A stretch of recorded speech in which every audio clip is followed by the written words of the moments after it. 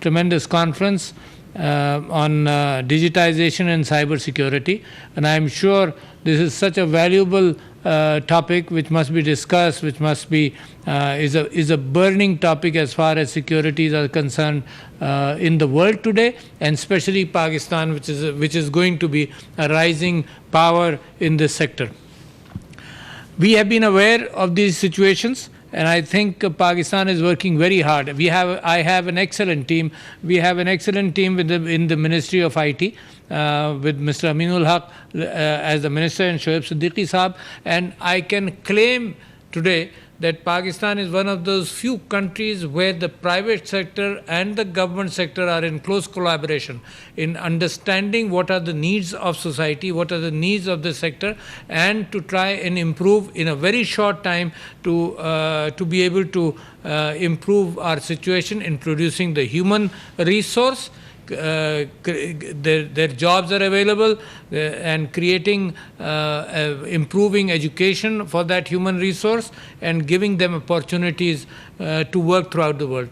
This sector of digitization and of course cyber security is a non-resident sector in the sense that people who get education in these fields are able to sit at home. In fact, it is a very major area for women empowerment, where women can sit at home and work anywhere in the world in these areas.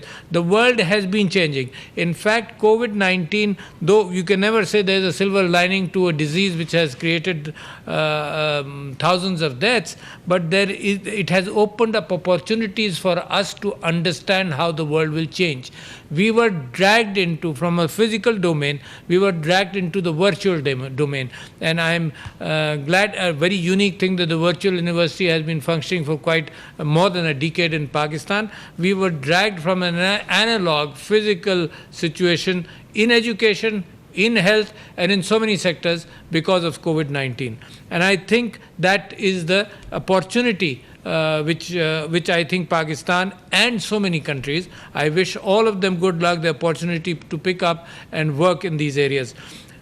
This is a matter of communication, number one. This is a matter of data, number two. The data which could be retained in the human mind was limited, of course, by the retention capability of a human brain, but the data today and the storage capability of in the hardware has exponentially increased in the past decade, making it easier for almost all information to be stored. There are openings in medical research, there are openings in drug research, there are openings in artificial intelligence, and through intelligence in Internet of Things. Almost everything in the world is going to be linked. Now, once we have all these pathways or all these roads going everywhere, there is an issue of securing those pathways. Imagine there was an incident of 2 plane crashes which were related to software. Imagine if that software in all these areas can be hijacked. We have seen that happening in hospitals as ransomware. We have seen hospitals shutting down unless ransom is paid. So these matters are very important as far as governments are concerned, very important as far as financial sector is concerned, to improve financial security, to reduce crime, and reduce the fact that there are criminals there which entice people to share their passwords or reach out and get passwords from their data sources and are able to exploit and do financial crime. So as this communication is improving, so is the need to establish security of that communication, of that data. There is tremendous data in Pakistan, for example, NADRA, for example, in the health sector, for example, in the telecommunication sector. And I'm glad to report the Ministry of Information Technology and Telecommunication, under the able leadership of Mr. Aminul Haq, is taking good care. We have a number of teams looking at all these areas of artificial intelligence, 5G possibilities, and cloud computing and Internet of Things and education in these areas. The risks involved in the hijacking of security are tremendous. They can lead to wars. They are the cyber espionage and cyber attacks are already happening.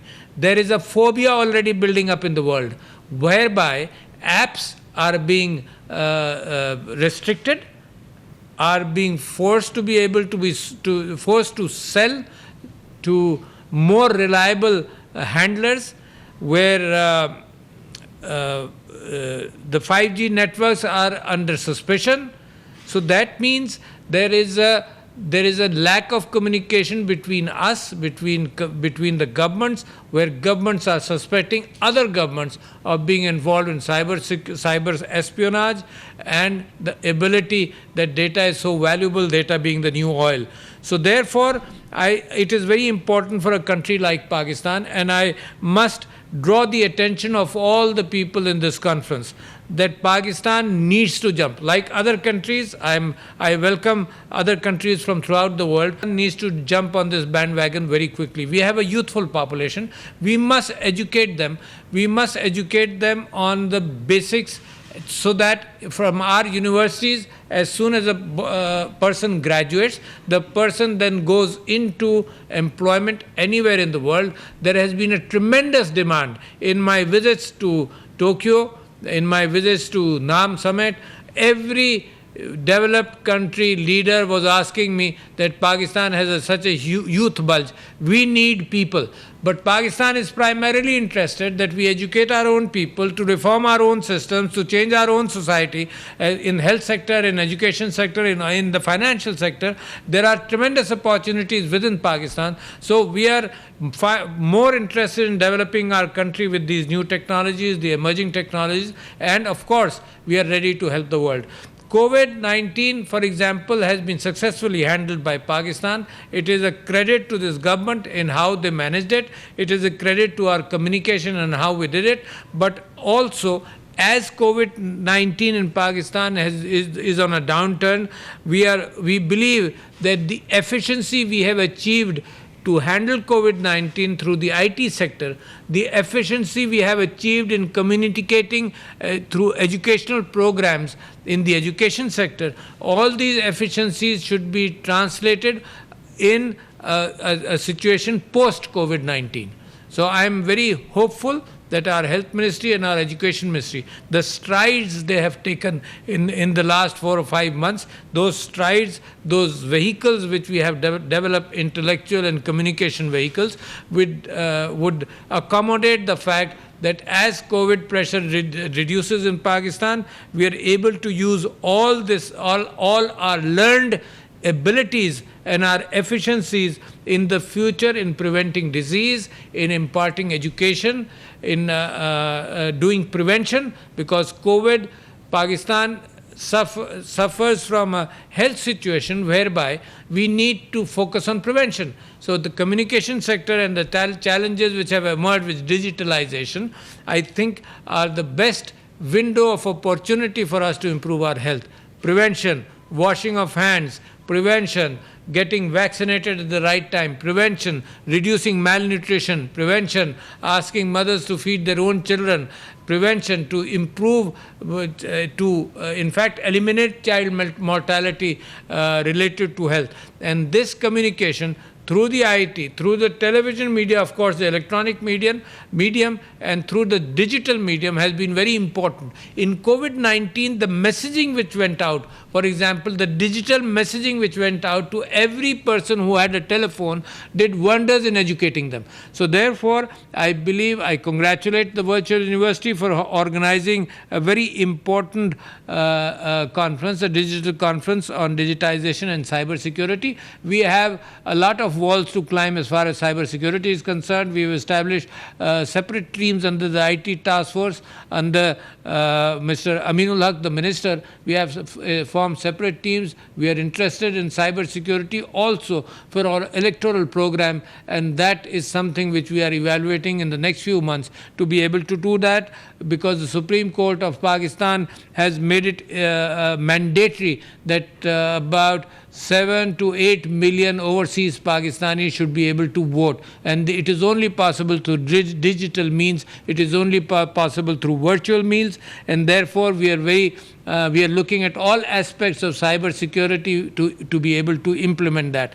So, ladies and gentlemen, and the organizers of the conference, the virtual university, we have a lot of hope in virtual university. It was established much before the world, such universities were being established in the world. It is imparting good education. We have a lot of hope with the virtual university, and they have a lot of challenges on their hands. So thank you, ladies and gentlemen. I take pride in the fact that Pakistan is on the road very speedily going towards digitalization and improving our cyber security. Thank you very much.